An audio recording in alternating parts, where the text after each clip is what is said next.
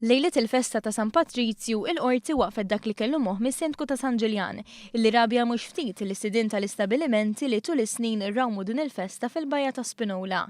Din is-sena l-Kunsil ta' San Ġiljan iddeċida f'tebqatajn li jgħaddi l-organizzar tal-festa ta' St. Patrick's lil Massive Promotions, kumpanija li ġieli juża l-Partit Nazzjonalista l-attivitajiet tiegħu.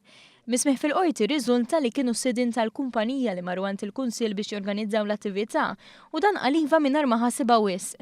Skont is-Sindku Guido Dalli, dan sar għax il-kumpanija kienet se toħsib l-ispiża tat-tindif u doq mużika Irlandiża li skontu kienet se tkun inqas disturbanti.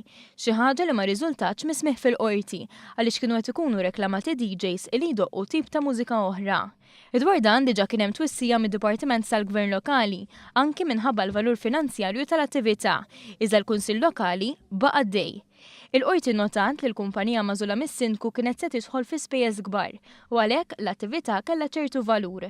Iktar minn hekk jirriżulta li lanqas kien maħsub li din tkun okkażjoni unika, bil-ħsieb kien li din is-sena tkun prova biex jingħata kuntratt ta' 3 snin.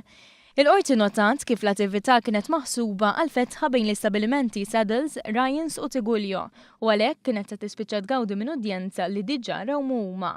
Fi kliem il-qorti blaraq ta' xbinhom fuq medda ta' snin.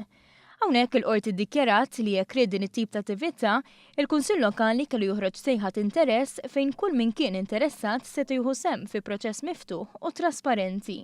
Il-qorti qalet li n-nuqqasijiet kienu numerużi u gravi u notat kif Kunsill Lokali għandu jkun xempju għaċ-ċittadin.